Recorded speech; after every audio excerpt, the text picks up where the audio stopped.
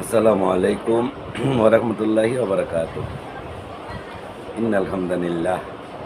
সম্মানিত বাবা এবং ভাইরা, তরিকত এমন একটা বিষয়, সেটা অনেক গুরুত্বপূর্ণ এবং অনেক ইম্পর্টেন্ট বিষয়। যারা তরিকত করে আল্লাহর নৈকট্য লাভ করেছেন, তারা যে কি স্বাদ পেয়েছেন, যারা করেছেন তারাই ভালো বোঝেন।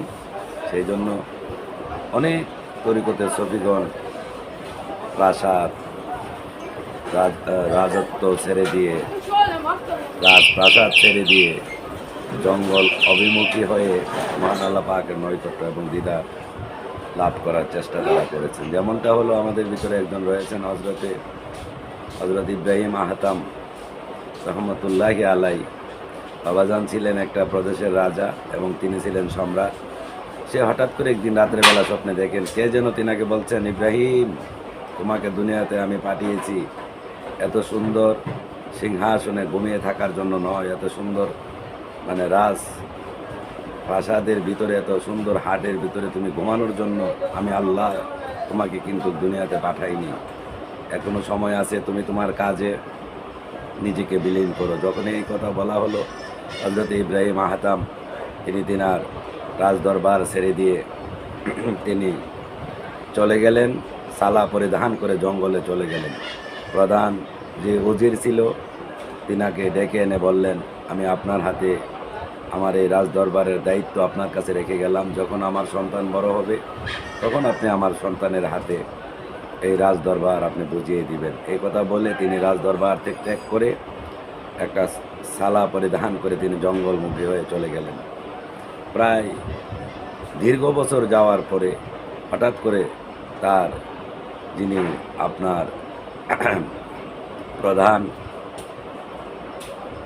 যার হাতে তিনি দরবারের দায়িত্ব অর্পিত করে গিয়েছিলেন, সেই সেনাপতিকে তিনি ডেকে এবং উজির সাহেব তিনি বললেন যে, সেনাপতি শীঘ্রই করে চলো। কেন যে আমাদের সম্রাট আজকে একাধিক বছর হয়ে গেল আমাদের দরবার ত্যাগ করে তিনি চলে গিয়েছেন। কোথায় আছে, কেমন আছে, এখনো পর্যন্ত আমরা জানি না।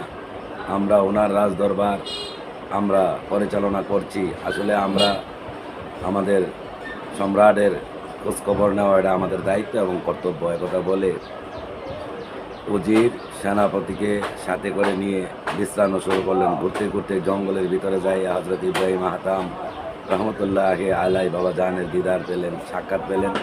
হুজুরের সামনে যাইয়া সম্রাটের সামনে যখন গেলেন, তখন তিনাকে আর চিনার মতো কোনো অবস্থা নেই। তিনার দাড়ি চুল এত বড় হয়ে গিয়েছে, তিনি শুধু বসে আছেন একটি পাহাড়ের একটি নিজ দেশে, পাহাড়ের নিচে তিনি বসে আছেন। এমন সময় সেনাপতি এবং উজির ওনার কাছে যায়, বলছেন, আসসালামু আলাইকুম সম্রাট, হযরত আপনি কি ভালো আছেন? তখন রাজা তাকে বলল, তোমরা কেমন আছো? আমি তো ভালো আছি। তিনি একটা মুচকি হাসি দিলেন। সেনাপতি এবং উজির বললেন, সম্রাট, আপনি আমাদেরকে ছেলে রাজমশাই, আপনি চলে আসলেন, আপনার কেমন অবস্থান? তখন রাজা ইব্রাহিম আহতাম বললেন যে, আমি কেমন অবস্থান, তবে আমি ভালো আছি। তো বলছে, হুজুর, আপনি যে এইভাবে রাজদরবার ছেড়ে দিয়ে আপনি চলে আসলেন, এই হালাতে চলাফেরা করে আপনি কি পেলেন? বা আমি কি পেলাম তোমরা দেখতে চাও? জি, তো চলো। তখন সাগরের কিনারায় গেলেন। তিনার হাতে একটা সুই ছিলেন, একটা সুই, তিনি সুই দিয়ে একটা জামা ছিঁড়ে গিয়েছিল, এই জামাটা তিনি কি বলে এটা সিলাইতেছিলেন। এই সুইটাকে হাতে করে তিনি সেই সাগরের পাড়ে যাইয়া সুইটাকে সাগরের ভিতরে ছুঁড়ে ফেলে দিলেন। দিয়ে আবার বলতেছেন, হ্যাঁ উজির, আপনি কি সুইটাকে আনতে পারবেন? বলছে যে, রাজমশাই, এটা কি বলেন, এই সুইটা আমরা কি করে নিয়ে আসবো? আপনারা তো আনতে পারবেন না। যদি আমি হাত বাড়ায় ডাক দিই, তাহলে সুইটা আমার কাছে চলে আসবে। তো বলেন কি? হ্যাঁ, তাহলে ঠিক আছে, তাহলে আমাদেরকে দেখান। তখন তিনি সাগরের কিনারা দাঁড়াই এভাবে বলছেন, হে আল্লাহ, আপনি দয়া করে সুইটাকে আমার হাতে এনে দেন, আপনার গোলাম এই কথা বলছে।